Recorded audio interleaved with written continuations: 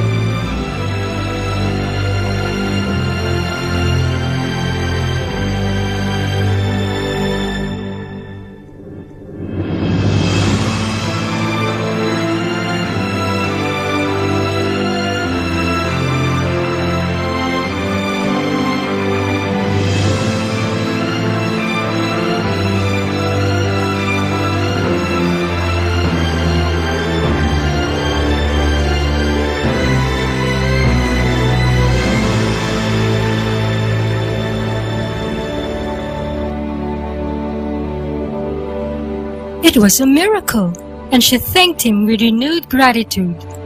But as she herself would describe it later, the lavish celebration in his honor displayed more vanity than spirituality.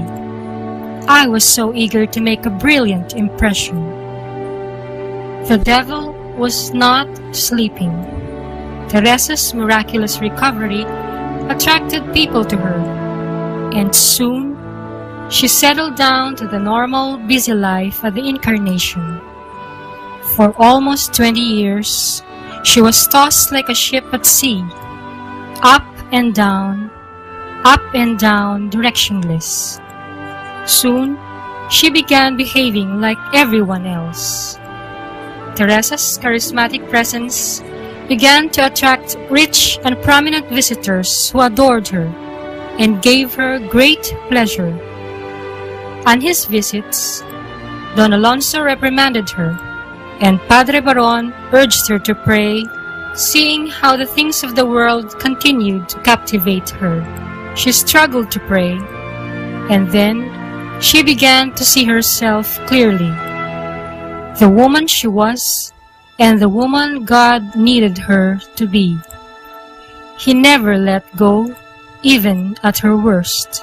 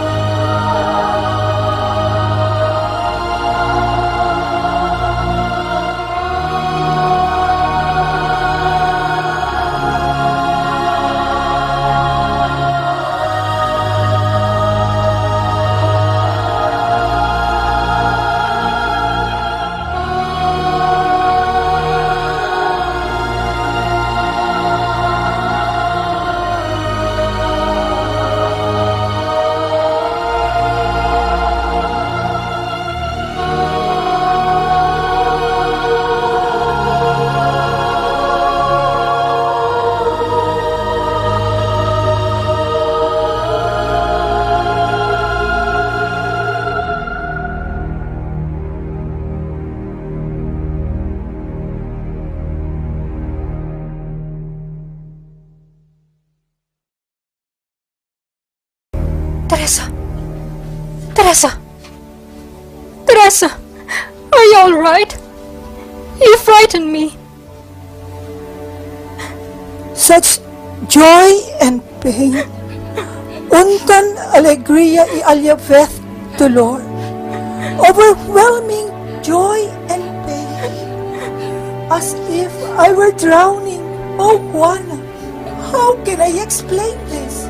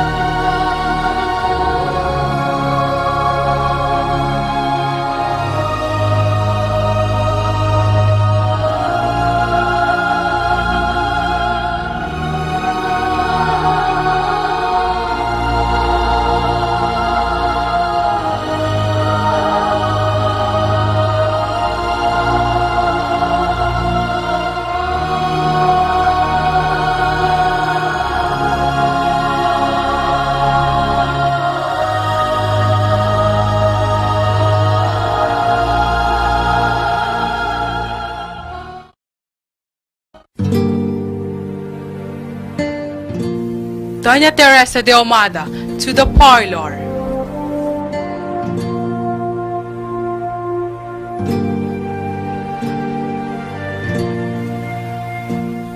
Sister Teresa, I have just seen Padre Baron and he sends you this book. Lady Yomar, how wonderful! How is Padre Baron? Has he been well lately? The Confessions of Saint Augustine. I have such a need for good books. The Lord be praised. Thank you, my lady. You have quite a reputation here, Sister Teresa. Visions, the gift of silent prayer, levitations, spiritual union with the Lord. No wonder everyone wants to be your friend. Even the Lord who grants you such special favors. Not so, my lady.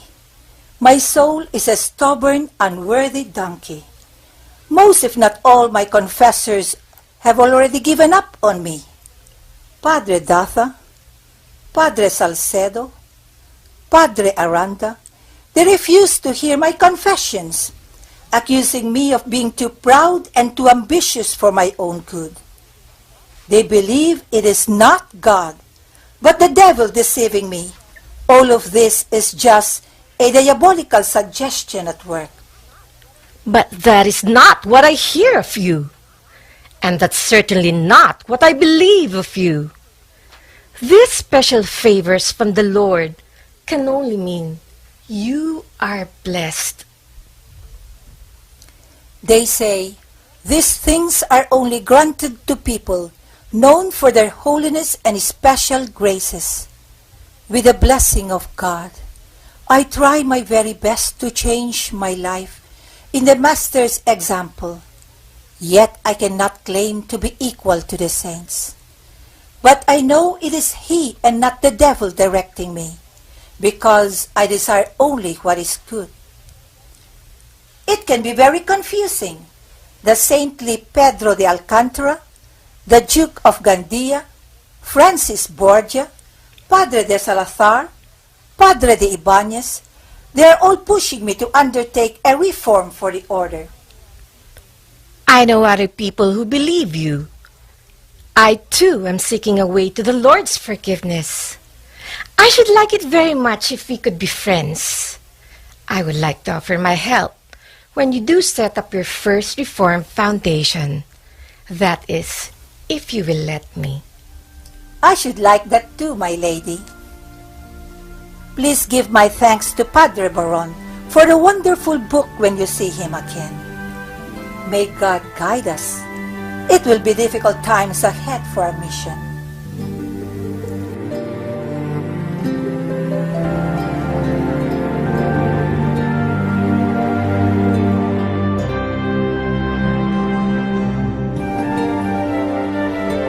All she does is show us that she's different from us. Who does she think she is, anyway? I've never known a nun to be so scheming and arrogant as that Teresa. She talks of praying in her own way and talking to the Lord directly as a friend. Está muy ilusionada, eres una hipócrita. But all she has done is set a good example of obedience to the rule. Is that arrogance? Obedience, perhaps, but certainly not humility. Even her confessors refuse to hear her confessions now. She lectures them when she should be listening to them. I hear Padre Daza believes her visions are the work of the devil. Go on, tell them what you know. The doctors can't find anything wrong with her and can't understand her fits and spells. They suspect they are self-induced and calculated to put her in the center of everyone's attention. They believe even her 3-year paralysis is a kind of neurosis rather than a physical illness. You know, up here. But the saintly Padre de Alcantara, Francis Borgia, and the other Jesuits have encouraged her to pursue her kind of prayer. Those Jesuits are themselves a center of controversy. They're all over Europe and the Indies, attracting young men with conceit and arrogance. Besides, many have been deceived and found guilty of fantasy and heresy by the Inquisition. Doña Teresa may well be the next to be summoned and to face trial. It's frightening how the devil seems especially active in our church these times. Doña Teresa says she doesn't mind dying. She's eager to see her master. So, now she talks of dying? What else did she say?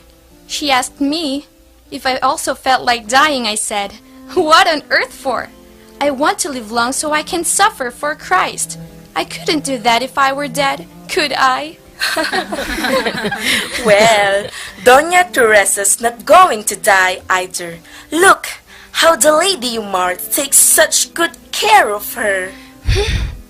With such a good nurse, she'll recover faster than expected and live so long she won't be able to see her spouse for a long, long time.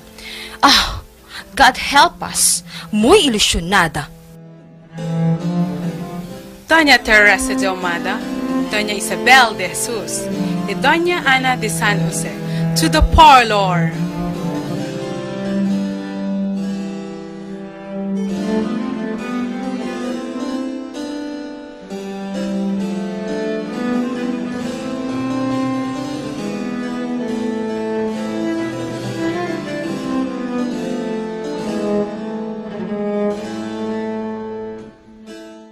God was not in the strong wind. Neither was he in the earthquake or in the fire. No, not in the fire. He was in the gentle breeze, the still, small voice that spoke to the prophet Elijah. How can we hear the still, small voice in this convent? We are too noisy. We came to spend our lives in solitude, apart from the world, so we could help save it, through prayer and sacrifice. Sometimes I feel ashamed of what I, too, have become. So unlike our master, whose poor and humble ways we promise to imitate. Nobody seems to mind the rule here. It's maximum tolerance. Those who have the means have even changed the habit. Look at all those frills and the laces. They're silk and fine linen habits. Only the novices are obliged to observe the rule now. Yes, we dress as we please. We have rich benefactors who bring us gifts in exchange for spiritual favors. Only we, the poor sisters, live in the dormitories. Those who can afford it have their own suites and private oratories where they may even bring their maids to serve them. Isn't it ironic that we, who came to serve Christ and his poor, are being served by maids? Lo siento. I think we give in too easily to the whims of our rich and generous benefactors. They invite us to their homes and shower us with material gifts in exchange for our prayers. They come in and out as if they own this place. Some of these rich ladies even borrow and return us at will. What was happened to our enclosure? But on the other hand, without these generous benefactors, we could die of hunger. There is not enough work to bring in the money to feed 180 nuns every day. There must be a way. But who can blame our prioress for allowing the sisters to leave the enclosure for long periods of time? When Carmelites go out on such visits, that's less mouths to feed. Well, in the rich houses, the nuns get decent meals and sleep in soft and warm beds. They travel in comfortable coaches to and from the palaces. They come home laden with presents, silk, jewelry, food, warm beddings for themselves and for us. Who can blame our prioress for letting them go? Just look at our parlors. They are never empty of visitors. Even the gentlemen come any hour of the day on the pretext of getting spiritual advice. Prayer time, meal time, even during periods of silence. In the name of charity, we are told to attend to these souls in need of comfort. You'd think this was a home for single ladies instead of a convent. I wonder if I came to the right place to serve God. We know that many of our sisters are here because there are no men to marry them. The men are all gone with their dreams of being conquistadores. Their lives are pledged to the king, to Spain, and to their personal honor. They're all in the Indies, where the streets are reportedly lined with gold and silver. If they're lucky, they may even get a title and a territory from the king himself. I must confess, this discussion comes as a relief to me after so long. Being called to the parlor repeatedly can be very flattering. It can go to the head, then to the heart. Soon, you can't even remember why you came here in the first place. By then, it may be too late. We lose the sense of sin and guilt, then justify our own lukewarm attitudes and bad habits. I shudder to think of the possible punishment awaiting us for all eternity unless we change. We must believe in God's mercy and understanding. But we can't just sit around complaining. Let's do something. For a start, what about forming smaller communities? Communities? I know it probably sounds crazy. But yes, wouldn't it be great if we could go away? I mean, remain contemplative nuns, but live in smaller groups. It has been done before. Perhaps 13 nuns in a single house would just be right. Isn't that what Christ did? He invited 12 apostles. Fewer nuns, less noise and distraction. Then we could pray better and listen more closely to the still, small voice of God. Then we could have less needs and learn to live like our hermit fathers did. Simple, poor, chaste virgins, obedient to the rule and Christ's invitation to follow him. Like the early fathers, like the apostles, owing nothing as individuals and even as a community except the very bare necessities, a roof over our heads, frugal meals, fasting, abstinence, coarse habits, cells just large enough for us to sleep in and practice solitude. It sounds so ideal and so easy, but there's a whole world of difference between just saying it and doing it. I must admit, I too have been guilty of complacency, enjoying the privileges under our mitigated rule and not feeling the smallest desire to give them up. I enjoy the material gifts, the popularity. I'm afraid I too have lost the interest and ability to pray and contemplate. It bothers me that I've been living here so dishonestly, 1 foot in the convent and 1 foot in the world. Yes, they are right in saying, eres muy ilusionada, eres una hipócrita. The Lord forgive us. I have never truly left the world. My illness has even served as an excuse for me to be lazy, to miss my prayers. I've been adjusting His will to mine instead of my will to His. Compromises, lies.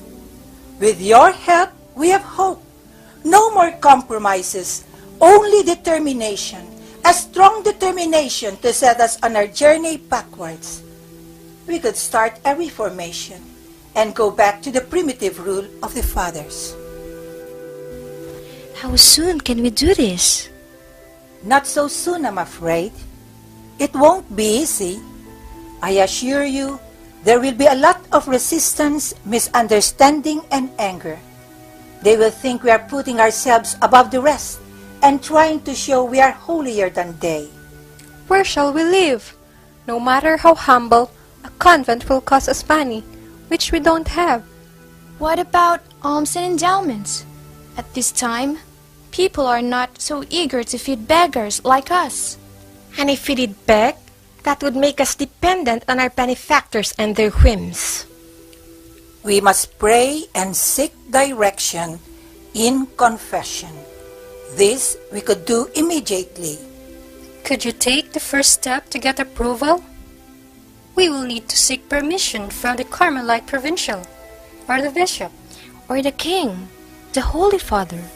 After all, it is within the Church that we shall promise to live our vows. Padre Ibanez has promised to help, so has Lady Yomar. In the meantime, let us be quiet about this. The less people know, the less objection there will be.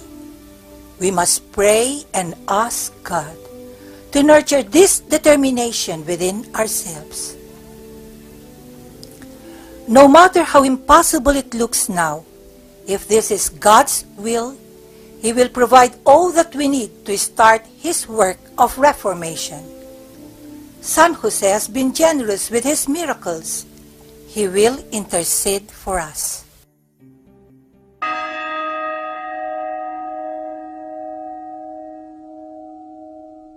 Salve Regina, Mater misericordiae, vita dulcedo, expes nostra salve. Pope Eugenius IV had mitigated the rigors of the primitive rule in 1432, 20 years before women were admitted into the Carmelite order. Through the years, Carmel, which had always been a stronghold for penance and prayer, deteriorated into a house for lonely bachelors and unmarried women.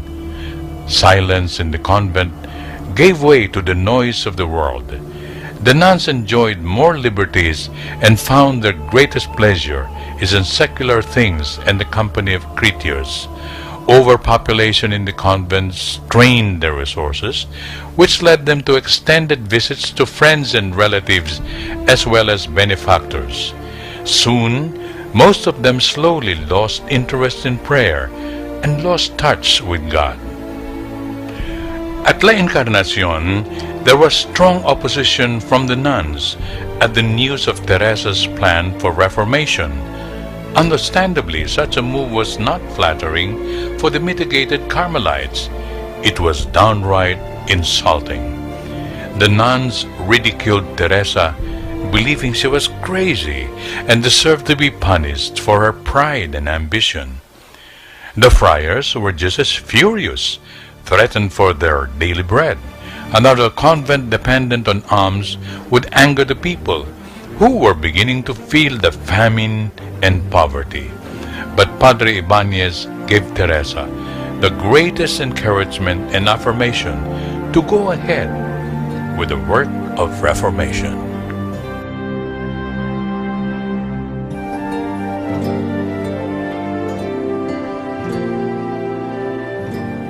Padre Ibanez, every single day, the group gets more and more restless. They think we should do it soon. It's been 2 years since we first thought of a reformation. Get on with the foundation, Sister Teresa. The community has gone beyond its bounds. The rule must be observed. The life of Christ's followers must not be more luxurious than Christ's own life. The sooner the foundation is begun, the better it will be for you and the friars of Carmel, the people of Avila, and our church. But Padre, we have very little money. This is just the time to put things in God's hands. If there are any objectors, let them come to me. God bless you, my child.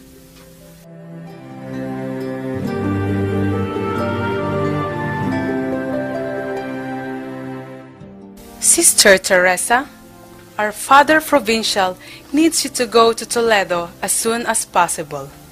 Don Arias Pardo de Saavedra, one of the richest men in Spain, has passed away.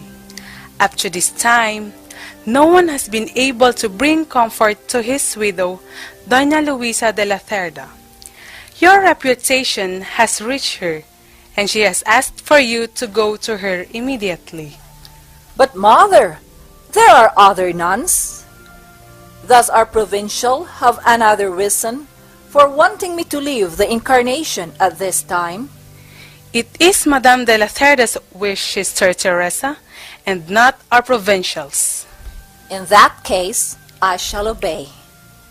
But before I go, Mother, I wish to ask your permission to visit my sister, Doña Maria, and her husband, Don Juan de Ovalle. It's about a family matter that has to be attended to as soon as possible. Impossible. They live in Alba de Tormes, and that would set you back a couple of days. Madame de la Cerda's coach will be here for you tomorrow. The provincial doesn't want to displease her. You know what a great help she is to the Carmelite convents. We cannot afford to lose her support. If I go now, Mother, it would only take a couple of hours. My sister Maria and her husband, Don Juan de Ovalle, have moved to Avila. Oh, is that so? In that case, you may go. I will call the sister to go with you. May I bring Doña Juana Suarez with me instead? She's an old friend of the family. All right. I shall have her go with you. Thank you, Mother.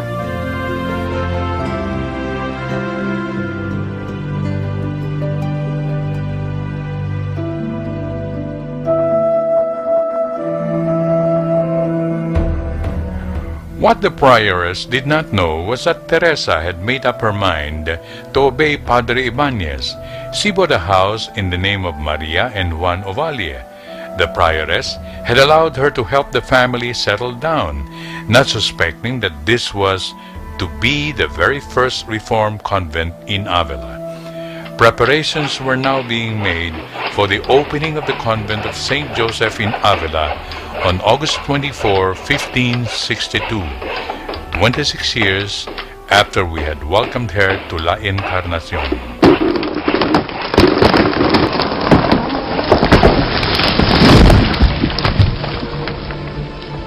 The wall fell down. It is so obvious. Es una obra del diablo. See, the devil's work. Don't you think so, Senora? God is not pleased with this. We must stop it. Lady Omar, it only means this is what God wants.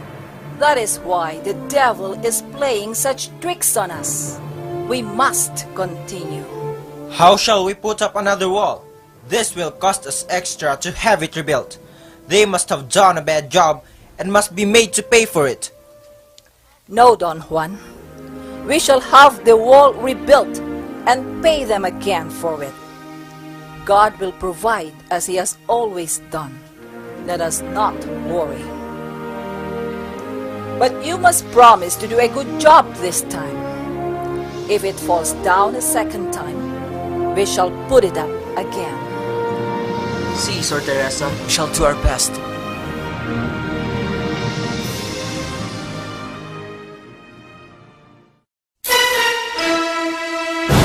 Don Juan! Don Juan! Pero San Gonzalo! ¡El es muerto! Es muerto! Gonzalito! Dead! Merciful Jesus! Gonzalito, umiiho! O God, Master of life and death, if it be your will, let the boy live.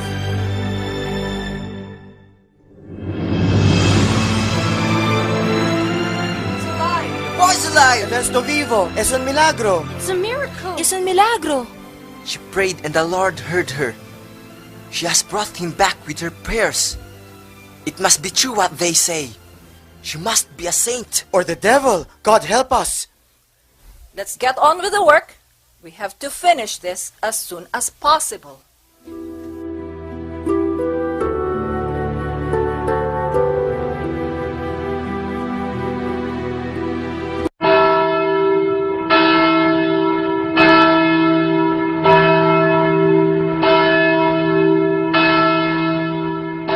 What's happening?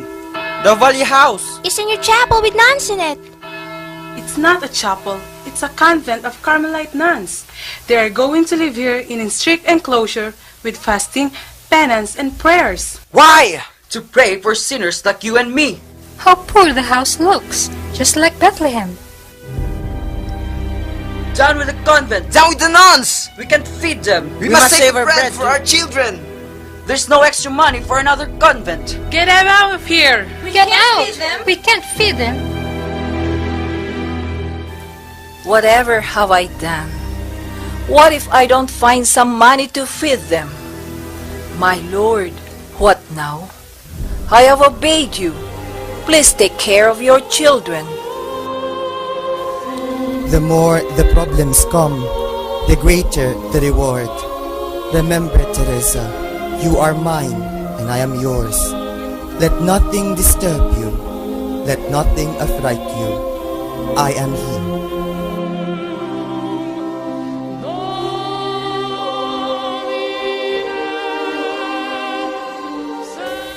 My daughters, the prioress demands that I return to the Incarnation immediately. Mother, what shall we do without you? The villagers hate us. We have no work, no food. Have faith, my daughters. Saint Joseph will take care of you. Ursula de los Santos will be the prioress of this house. This is your chance to suffer for Christ, and mine too. I must leave for the Incarnation at once. Mother, must you leave so soon? I'm not sure I can do this. Have you forgotten, my daughters, how many souls are being lost in Spain? Father Maldonado has reminded us of the great harvest work that awaits the Church in the missions. Since we cannot go to help them there, let us do our best with the little we can share with our church here. Prayer is our weapon, silence our stronghold, and mortification our strategy. We must build more powerhouses of prayer. But now I must go, or Mother Maria, in her anger, will come herself to drag me to the Incarnation. Wouldn't that be ridiculous?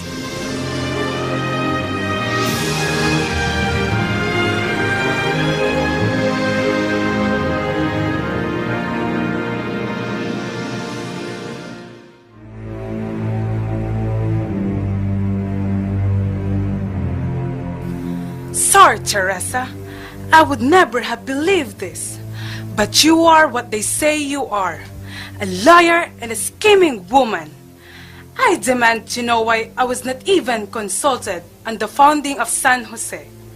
How could you live a life of extreme poverty and penance when you cannot even follow the mitigated rule of La Encarnacion? Mother, I'm truly sorry, but I only acted in obedience to Christ through Padre Ibanez and Padre Alcantara. Besides, we had received authorization from the bishop and a brief from Rome authorizing the setting up of the Reformed convent in San Jose. We did it quietly to avoid trouble. We could not compromise the mission God has given us, could we? I shall gladly accept whatever punishment you give me, Mother. Very well, Sor Teresa. I shall forgive you this time, but I can't guarantee the same forgiveness from your sisters here. They have been greatly angered and humiliated by your insensitive behavior. You will serve at the Incarnation for the next 6 months before you go back to San Jose. Disculpa, como quieres, Madre María.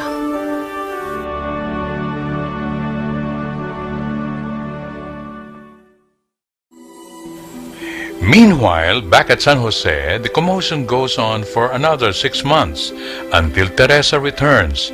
She directs the convent for the next 5 years, teaching her nuns how to pray and do penance in strict enclosure and silence. In 1567, Padre Juan Bautista Robeo, Master General of the Carmelites, visited San Jose. He was greatly edified by the silence, the humility and life of prayer of the Reformed community. He gave Teresa patents to found more reform houses for nuns and friars. The movement began to attract not just the women, but also the priests.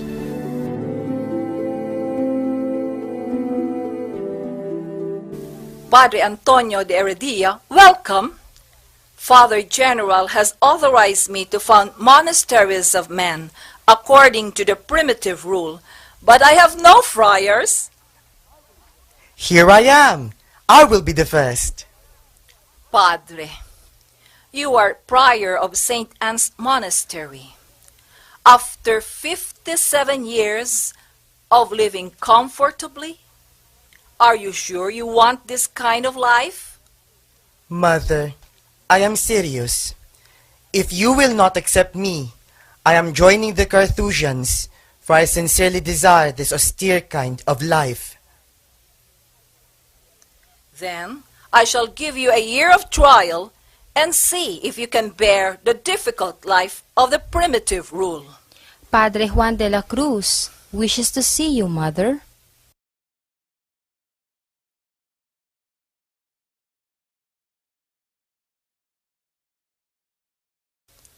I have been thinking of joining the Carthusians. The mitigated rule of our convent is not what I have dreamed about as a way of life. Well, Father, I am founding a Carmelite order for men under the primitive rule. I beg you to please wait a while. Come on, Father. Would you not rather embrace the more perfect life according to the primitive rule as a son of Carmel rather than as a Carthusian? Provided I do not wait too long. Don Rafael has offered me a house at Turelo. It's small, poor, and has nothing of the amenities you have in your convents.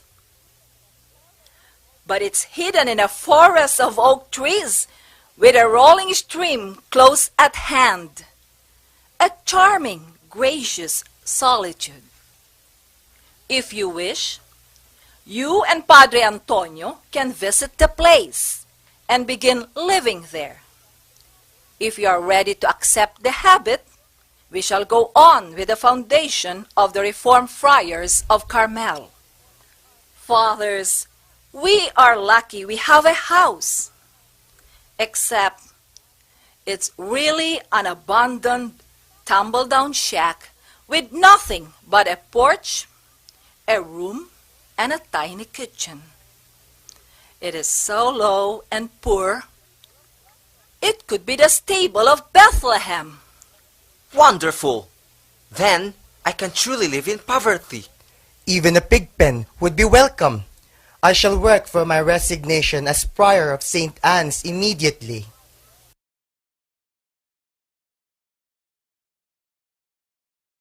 Padre Juan, you could go with us to our foundation at Valladolid to learn something about the life of the Discalced religious.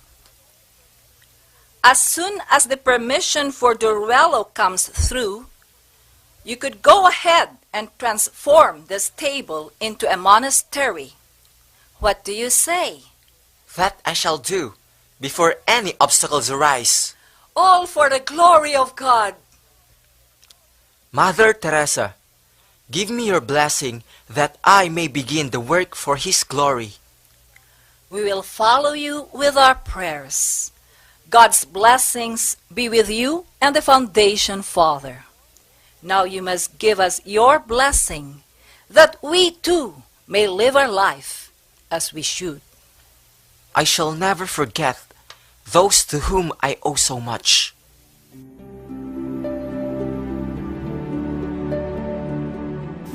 On November 28, 1568, the little house at Duruelo was declared a Discalced Carmelite monastery. In a simple ceremony, Father John of Matthias changed his name to John of the Cross. He, Friar Anthony of Jesus, and Friar Jose de Cristo began to live the primitive rule.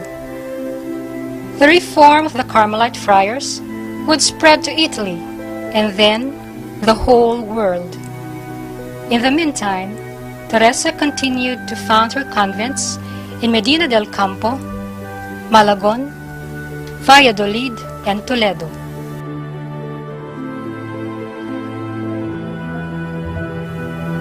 On July 29, 1575, Ruy Gomez da Silva, second highest ranking man in Spain, died. His beautiful but haughty and self-willed wife was inconsolable and demanded to enter the Carmelite convent at Pastrana immediately.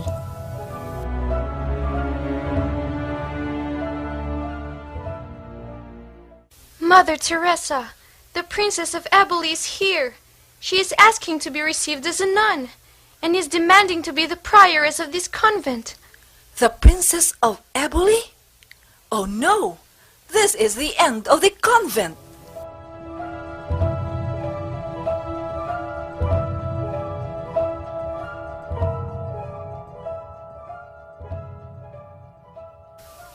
Your Highness, that is the prioral chair. What if it is? I am the princess, and will not be subject to anyone, not even your prioress. After all, I founded this place. Welcome, Your Highness.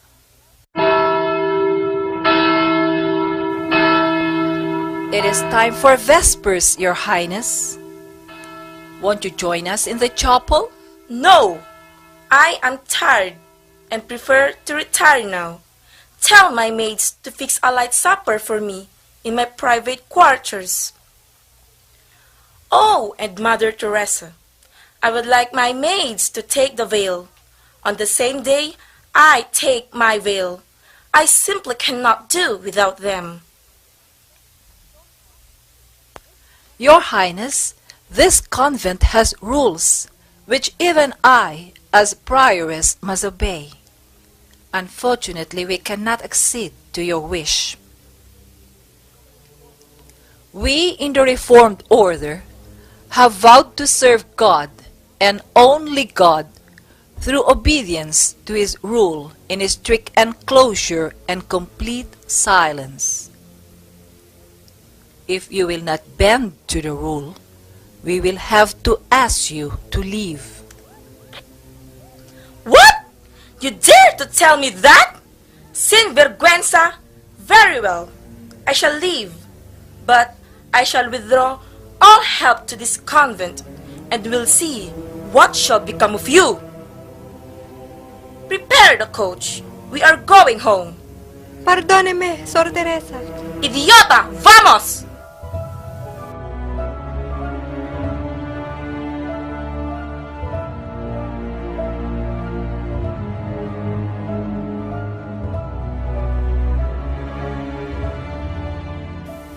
Mother, what terrible stories they tell about you. She will not stop until she destroys you. I could be doing worse things if the Lord were not guiding me by the hand, my child. But my great sorrow is the way our discalced friars are being treated by their brothers in the mitigated order. I hear they have been tortured and imprisoned. And what is worse, all the Carmelite convents, mitigated and reformed, have been put under the jurisdiction of the superiors of the mitigated. It is like a death knell to our reform movement.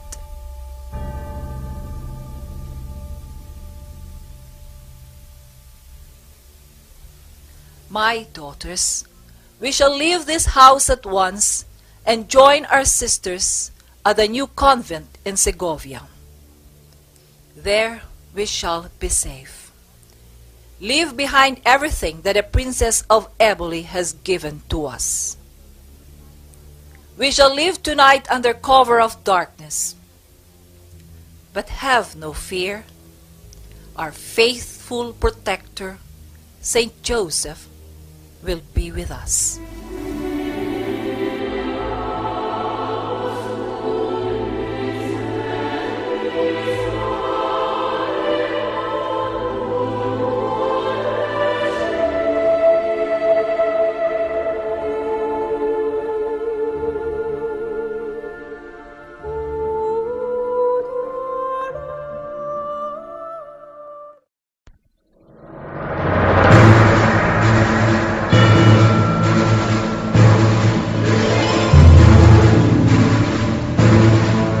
Open the doors! Open the doors! Sor Teresa has been appointed Prioress of La Encarnacion. No, we cannot accept her. Go away! No way! Let her in! Go away! Open the doors! Don't need her! Teresa, you should not have come. They resent your appointment as Prioress of La Encarnacion. They are demanding to hold an election. My friend, this is an imposition even on me. I would have been happier in one of our humble reform convents, but I had to come. Out of obedience to the Lord through our superiors.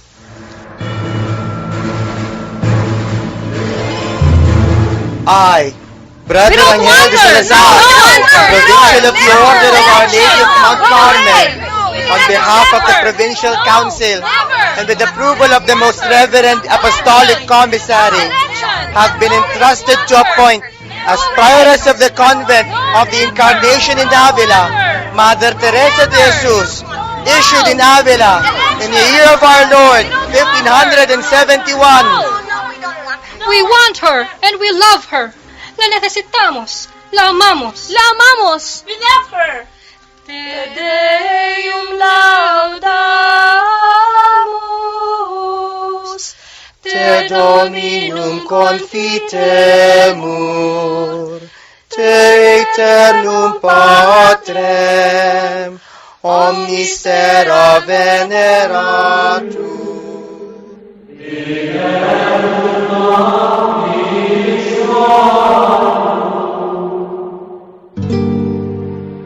13 years before, Teresa had asked me to join her at San Jose.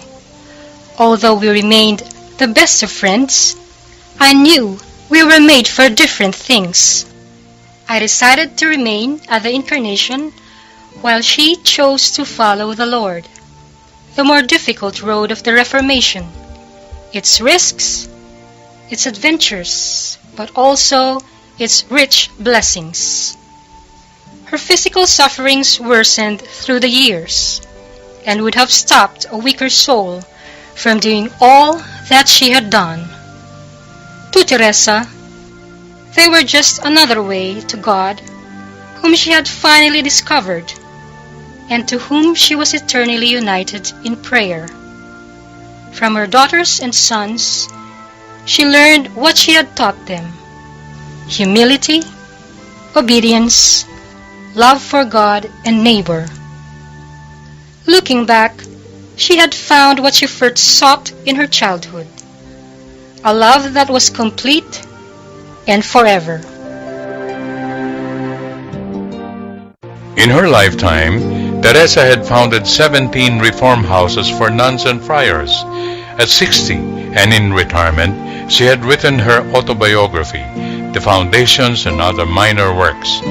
2 years later, she wrote The Interior Castle, her most important contribution to the Church's theology of prayer. All of her writings were done in obedience. The struggle between the Discalced and the Calced orders worsened after the death of Padre Rubeo. In 1581, Philip II ordered the separation of the two provinces, and the chapter of Alcala confirmed the constitution, giving the convents of the Discalced autonomy from the mitigated order. Teresa returned to San Jose as prioress and founded 2 more convents, but her battle, ordered by God, had been won.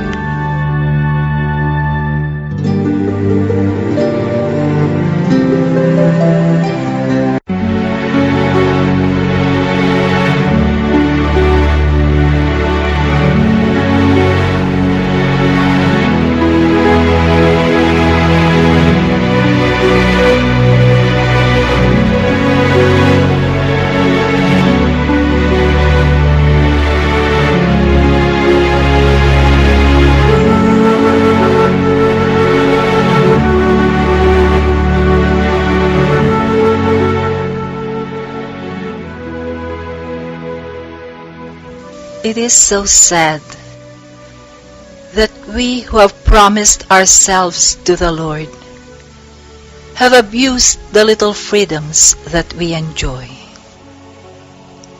My daughters, for the love of God, I pray you, observe the rule and do not follow my bad example.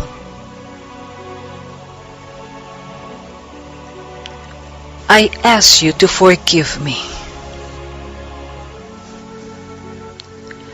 A contrite and humble heart, O God, you will not despise. Sor Teresa, do you want to be taken back to Avila after your death? Padre, what kind of a question is that? Do I have anything at all that I own? Can't they be kind enough to give me a bit of earth here? This is how you, Lord, treat your friends. No wonder you have so few.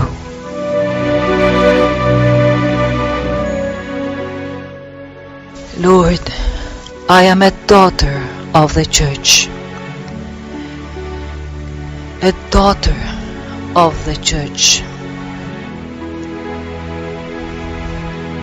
My bridegroom and Savior, Señor mío, this is the long-awaited moment for me to see you. Let us go. It is time to go home.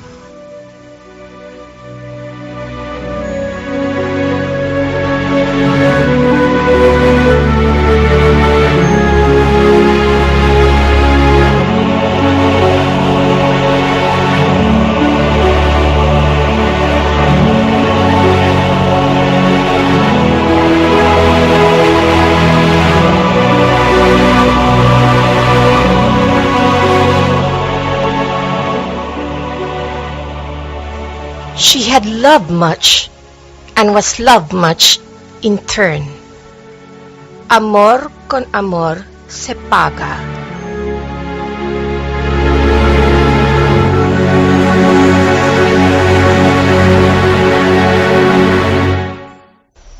On October 4, 1582, at Alba de Tormes, in the arms of her beloved daughter, Sister Ana de San Bartolome, Sister Teresa of Jesus went home to her spouse.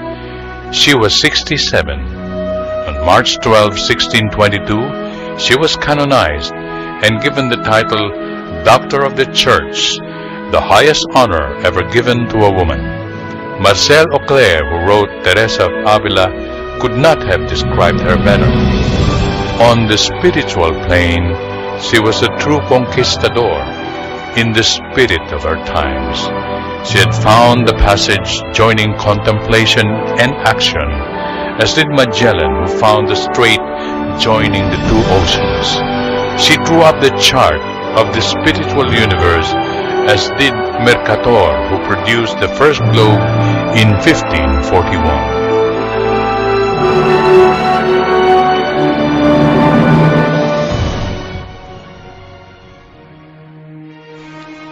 Teresa was the eagle who soared high and far beyond the walls of Avila and the boundaries of Spain. She was a woman in every way, gentle, caring, but strong, ahead of her times. She was humble and respectful of the men who in their own ways either led or misled her, but in her purity and holiness, she equaled the saints among them and towered over most of them. She was physically ill most of her life, but this physical weakness only strengthened the determination of her intellect and will to love. 4 centuries later, all of Teresa's 17 foundations continue to be in existence through her spiritual sons and daughters in the Discalced convents of Carmelite nuns and friars. She continues to teach us how to pray with our hearts and find the God within us and in those around us. Like her master, she was a living reproach to those who courted evil, but a magnet for souls who sincerely searched for God. All her life, she was a pilgrim on a journey. Ella es nacida por Dios. One long, painful, but glorious journey back to that dawn in March 1515, when, through the love between Don Alonso and Doña Beatriz, she was born for God. As a tribute to this great woman, let us remember that we too are born for God and God alone.